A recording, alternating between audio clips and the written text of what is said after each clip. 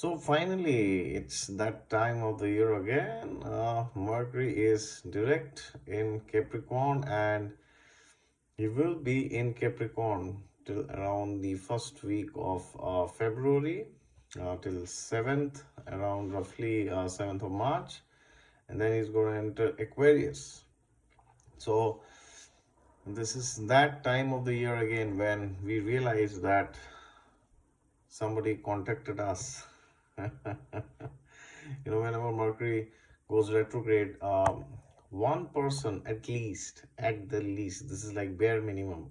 It's always more than one, but at the least one person contacts us from our past, or some school friend, or some neighbor, some old colleague, could be anybody, uh, depending on what Mercury is doing in your horoscope. But in general, it's always some old person who contacts us, and that person comes up suddenly with some new engagement, and then we feel that yes, the relationship is lively again. But the thing is, whatever we do during retrograde periods of Mercury, or even during retrograde period of Venus, whenever some ex-lover contacts us back and we get back with them, right?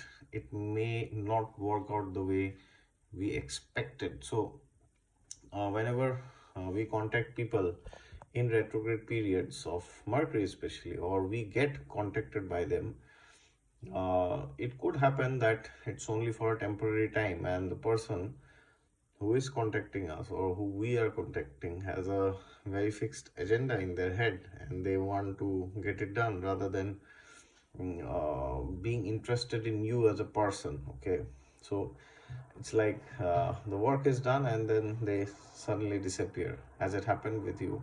Well, it has happened with me, and I am sure it has happened with you and so many, right? So now Mercury is direct and he has entered Capricorn now, 0 degrees today, and therefore in Capricorn we know who is there. It's the it's the conjunction of Sun Saturn. Saturn is there in Capricorn, but Sun is also there till around mid of February, right? When Sun will enter Aquarius, around 15, 16 maybe, and therefore this position of Mercury is a very interesting one, because Mercury now is actually in Capricorn, which is the it's like a war zone. Whenever Sun Saturn are together, it's like war zone. Okay, why do they say it's war zone? Because both represent completely contrary ideals.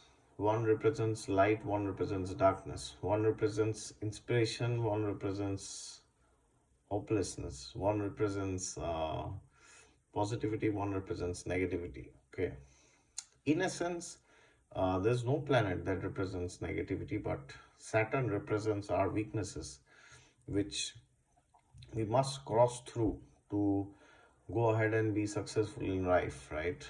And Sun represents our strengths basically. So we need to work on our strengths, and at the same time we need to make sure that we deal with our weaknesses in such a way that it does not overwhelm us. It should not reach to such an extent that we feel intimidated by our weaknesses. Okay, so now what does Mercury do in midst of this conjunction? So we have to realize that the conjunction of Sun, Saturn and Mercury is going to be a very interesting one if we are knowledgeable regarding the houses that Mercury rules in our chart. So see, whenever you want to navigate through any difficult conjunction during transit, you always have to understand, you need to know what that planet represents. Okay, do not just blindly think, oh yeah, Rahu. Imagine in place of Mercury, Rahu was hemmed between this, Sun Saturn conjunction. How would it appear, right? So it's very different, not the way we think for every planet. So for Mercury, see, Mercury is the card of a skill and information, could be knowledge also. But Mercury represents our ability to navigate through the challenges of life, basically. Okay, or maybe rather we could say the knowledge regarding how to navigate through the difficulties, and the way we navigate is through Mars, actually. Okay, so therefore, here Mars also becomes a very important planet. Why? Because Mars also gets exalted in the sign of Capricorn, right? And we got to understand that Sun and Mars get Digbali in the 10th house, and Mercury is also the Karaka for the 10th house, right? So either ways you see in Capricorn or Sun, Mercury, and Saturn, you see all three are Karakas. Sun, Mercury, Saturn, all three are the Karakas for the 10th house, right? So all three are getting together. What does this mean? Does it mean that everybody will become famous? Well, absolutely not. It simply means that we will require to develop the certain skill set that is required, because one of the big or maybe on a materialistic sense, on a mundane sense, the biggest curse that you can have is to not have any skill, right? Not because it doesn't, not because you will be poor, because you won't be able to navigate through the ups and downs of life, right? So therefore, depending on what Mercury rules in your chart, now is the best time that you should load your skill set with the talents that are required in that particular field. Okay, so depending on your ascendant, if Mercury is your 10th lord, you need to load up on skills that you need in your profession. Okay, 6th lord profession, 10th lord more of administrative skills. If 7th lord, then your business skills, negotiation, or could be skills related to married life also. So depending on what Mercury rules in your chart, you got to understand that you have to upgrade yourself. Okay, you have to go to the next level. So check online, check for some skill sets which you do not have, which you need in your profession. Okay, and just don't graze around skills because everybody else is. Okay, so you got to understand that this this skill set is not required because I will exceed somebody.